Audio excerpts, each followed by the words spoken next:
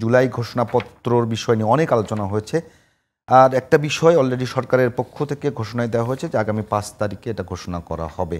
কিন্তু এরই মধ্যে একটা বড় ধরনের প্রশ্ন এসছে, শুধুমাত্র বিএনপি, জামাত এবং এনসিপি এই তিনটি দলের কাছ থেকে মতামত নেওয়া হয়েছে জুলাই ঘোষণাপত্রের ব্যাপারে। অন্য যে রাজনৈতিক দলগুলো আছে, জুলাই অভ্যুত্থানের যে অন্য যে শক্তিগুলো ছিল, স্টেক হোল্ডার, তাদের কারোর সাথে মতামত নেওয়া হয়নি। বিষয়টি কীভাবে ব্যাখ্যা করবেন? জি, ধন্যবাদ। যে যেখান থেকে শুনছেন সবাইকে সালাম এবং কৃতজ্ঞতা। দেখেন, জুলাই ঘোষণাপত্র নিয়ে প্রথমত এটা আলাপটা ধরেন গত বছর থেকেই উঠতেছিল আর কি, অভ্যুত্থানের পরপর থেকেই।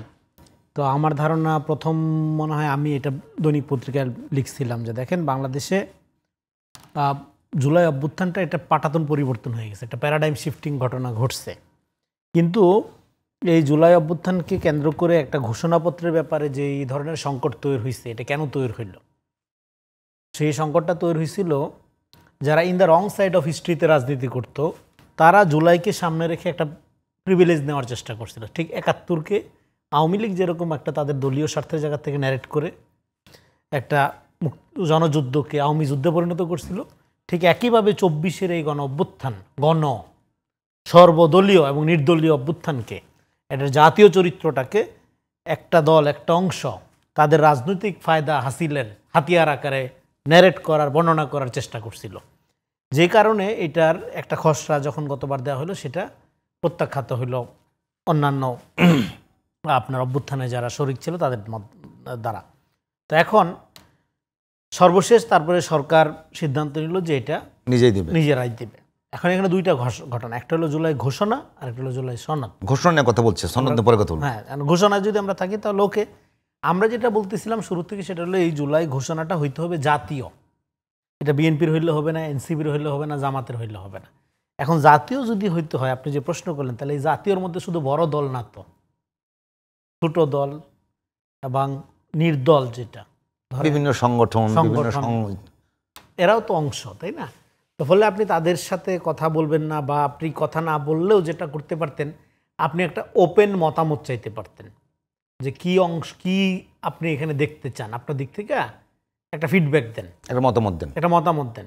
এবার সেই মতামতটার আলোকে, মতামতগুলো অনেক সময় কমন পড়তো।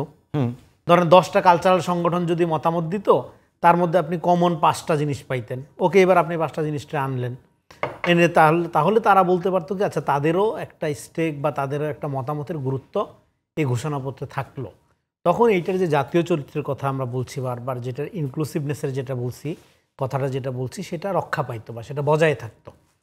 কিন্তু এখন আপনারা যদি মনে করেন যে না, আপনি যেটা বললেন সেটা তো আসলে খুবই অ্যালার্মিং, যে শুধুমাত্র বড় 3টা দলকে বলা হয়েছে, মানে একদম ঘোষণা তাদের মতামত। বড় 3টা দলই স্বীকার করেছে যে আমাদেরকে এটা খসড়া পাঠানো হয়েছিল, আমরা সেটার মতামত দিয়ে পাঠিয়ে দিয়েছি, ক্লিয়ার। এবং এর সাথে যে জাতীয় ঐকমত্য কমিশনে যারা অংশগ্রহণ করছে, তারা প্রত্যেকটা দলের পক্ষ থেকে মোটামুটি, তারা গণফোরাম থেকে শুরু করে, গণসংহতি আন্দোলন থেকে শুরু করে, গণ অধিকার পরিষদে প্রত্যেকে বলছে আমাদের সঙ্গে এই বিষয় নিয়ে কোনো কথা বলা হয়নি, এবং অন্যান্য যে স্টেক হোল্ডার তাদের সঙ্গে কথা বলা হয় নাই। এইটা কি একটা এরকম হইতে পারে যে এই যে ছোট দলগুলো, এগুলো তো এই 3টা দলের সাথে কোনো না কোনোভাবে লিয়াজুতে অংশ, বা কোনো না কোনোভাবে তাদের জোটের অংশ, কেউ জামাতের না। আমি বলতেছি, নাহলে এটা কেন হবে? এটা তো হওয়ার কোনো সুযোগ নাই বা কোনো কারণ নাই। সরকার যে দায়িত্ব নিয়েছিল, শুধু একটা কারণেই দায়িত্ব নিয়েছিল, যেন কোনো দলের না হয়, সবার হয়। হ্যাঁ, এখন সবার হয়। এখন সরকারের দিক থেকে এটা আমি বলতেছি একটা যুক্তি হইতে পারে যে ধরেন আপনি বিএনপির মতামত নিলে যেটা হয়, উনি মনে সরকার দিক থেকে মনে, বা একটা যুক্তি হইতে পারে এরকম, সেটা হলো যে বিএনপির সাথে এবার যে আরও যে দলগুলো আছে, সেইটার মতামতের অভিভাবক হিসাবে বিএনপিকে নেওয়াই যথেষ্ট। এবং তারা একটা হইতে পারে যে এখানে সময়, যেহেতু দ্রুত সময়ের মধ্যে দেওয়া, অনেকদিন সময় পেয়েছে তারা, না অনেকদিন সময় পেয়েছে, কিন্তু অনেকদিন তো অন্যান্য কাজ নিয়ে ব্যস্ত ছিল। জুলাই সনদের ব্যাপারে তো হঠাৎ করে একটা চাপের মধ্যে তারা পড়ছে কিন্তু গভর্নমেন্ট, কারণ এটা না হলে ঘোষণা নিয়ে, কারণ এটা না হলে এনসিপি তারা তাদের মতো করে দেওয়ার একটা ধরেন কথাও কিন্তু আমরা শুনছিলাম যে 3 তারিখে তা ঘোষণা করবে। এখন সেখানে 3 তারিখে তারা এটা অন্য একটা ঘোষণা, তাদের রাজনৈতিক ইস্তেহার ঘোষণা করে, সেটাও মন্দের ভালো, অসুবিধা নাই। কিন্তু ফলে আমি বলতেছি যে টোটাল প্রক্রিয়াগুলোর মধ্যে এটা ট্রান্সপারেন্সির একটা ঘাটতি তো শুরু থেকেই আছে।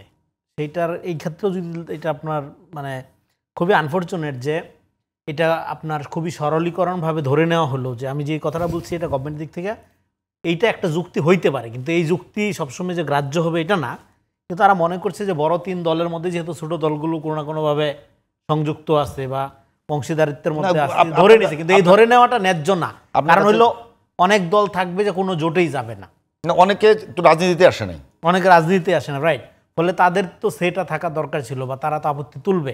ফলে এই জায়গা থেকে আমি মনে করি সরকারের এই স্টেপটা নিয়ে সমালোচনা হবে বা এটা নিয়ে কথা থাকবে।